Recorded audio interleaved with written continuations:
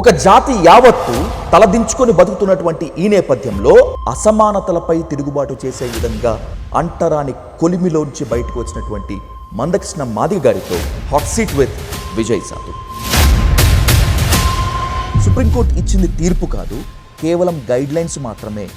రాష్ట్రాలకు అమలు పరిచేటువంటి నిర్ణయం ఇవ్వటమే ఇది అతిపెద్ద కొట్లాట పెట్టే పంచాయతీ అనేటువంటిది ఒక బలమైన వాదన. ఎస్సీ వర్గీకరణ చేసుకునే అధికారం రాష్ట్రాలకు లేనప్పుడు వర్గీకరణ చేసిన దాన్ని రద్దు చేశారు. ఆనాటిది తీర్పు అయితే ఈనాడు తీర్పే. తెలుగు రాష్ట్రాల్లో ఉన్నటువంటి మాదిగల కోసమేనా మందకృష్ణ మాదిగ గారి పోరాటం అనేటువంటి క్వశ్చన్ మార్క్ అయితే, కేవలం ఇక్కడ కాంగ్రెస్ ప్రభుత్వాన్ని అస్థిరపరిచేందుకే బీజేపీ చేసేటువంటి కుట్ర.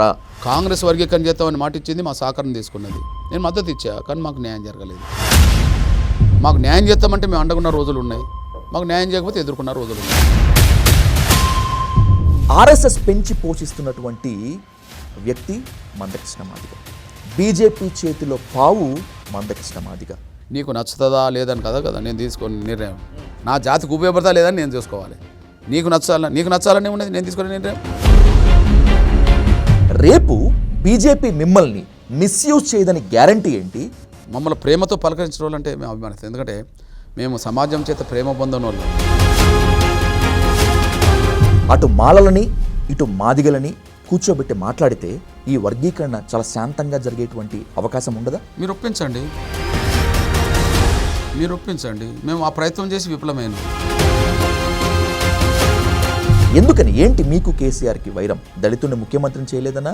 అదో కేసీఆర్ కొద్దిగా దళితుల్లోనూ కొంత వంచిస్తాడు అనే అభిప్రాయం కలిగినప్పుడు.